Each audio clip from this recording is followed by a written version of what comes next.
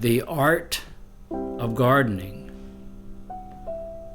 is someone who plants growing flowers, shrubs, trees, bushes, what have you,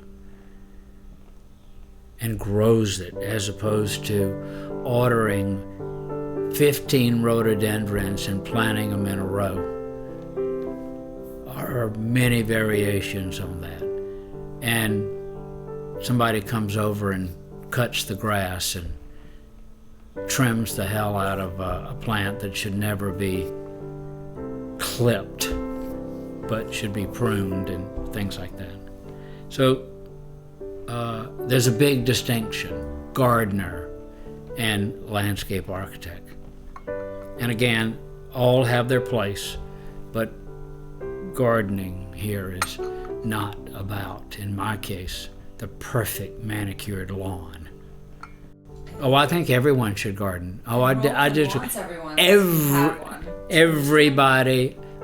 I don't care where you want to do it or not, but if we're going to take care of this planet that we have been given, then learning how to do that begins with putting a seed in the dirt, watering it, watching it, taking care of it. You know, good way to pass time is watch a seed grow. I think we are nature, and we may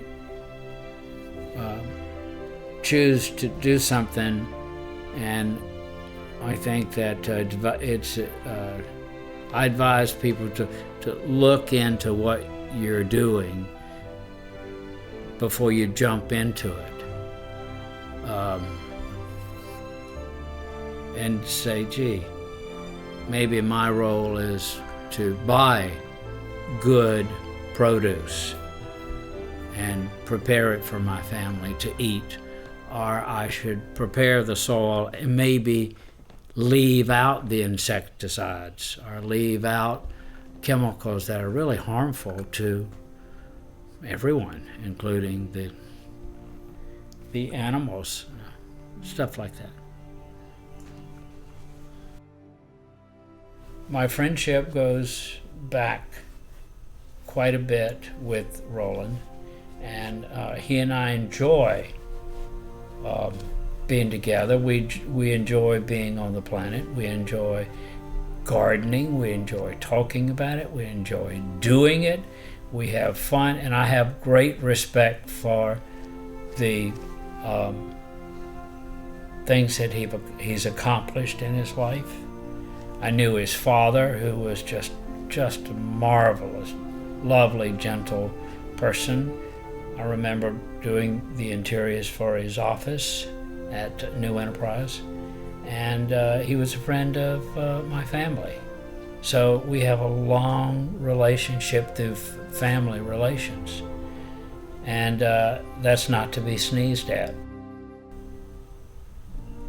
Sooner or later, you have to come to grips with things. So if you can't come to grips with anything, the best thing to do is get out in the yard and plant something. Make it grow. And you'll learn about yourself.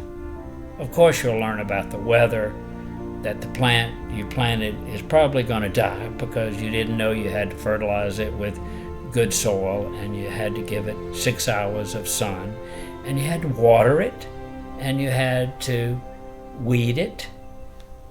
So the art of gardening is a holographic experience. It comes at you from every possible angle. And I'm always encouraged when I say children, planting and noticing and not being afraid of bees, and not being afraid of a vine or a flower, or not being afraid of a frog, and not being able to go outside. It's amazing how we are all stuck on computers or high technology of something, and I think one of the things we're missing is what most successful people have, and that's discovering what makes them a joyful person. Roland will always make it good. He will make what he promised happen, and if something happens that he can't do it, he'll get square with you. He will not leave you dangling, and he's that way from start to finish. And I'd like to think that some of that is rubbed off on me. But since I'm perfect, I reckon there isn't any need to worry about it, is it? Oh yes, you got to have dogs. You know, dogs are really a problem in a garden. Here, it's their house, it's their bed, it's their living room, it's their 18th century rug, it's their 18th century Charleston-made sofa, and it's their garden. So when she feels like a little salad, she's very fond of tomatoes, and she doesn't care about how big they are. She doesn't care how small they are, but she likes to mix the greens with the tomatoes. And she likes apples, and she likes carrots. So I would say she's the perfect gardening companion. So Roland never gave up on me. He continued to very gently nudge me as opposed to kick me in the chops and say, you know, you're wasting your time and you're wasting money. He was quite the opposite. He said, well, continue to work on it and learn. If that's the way that you learn, please do it. And he was wonderful, and he's never abandoned my my program here, and he's always continues to be generous and huge encyclopedia of practical knowledge.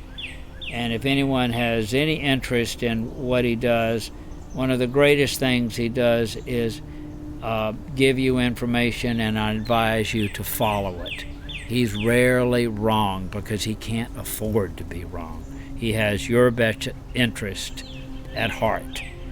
And the thing that's so valuable when you work with professionals, and I tell my clients this when I'm doing either architectural interiors or purely decorative interiors or some form of design work, it's all about trust. But what I do is produce environments that support what you're up to. And Roland does the same thing. He will tell you that a plant is not going to work here, and if you want to waste your time and money and put it there, and despite what he says, go right ahead. You're just going to miss out on a lot of beautiful plants and flowers way sooner than you would if you just had to have your way and were not going to be told. When you talk about gifts and trust, this Japanese magnolia is the first plant that I planted in my garden, and it was a gift from Roland. And it was not something left over that no one wanted, or he didn't know what to do with, or it was rotten. It was the rarest plant he owned, and he gave it to me to inspire me, he said, to not give up. So that's a good example and a good reason to like gardening. It's the gift that keeps giving. Pretty corny, isn't it? But it's true.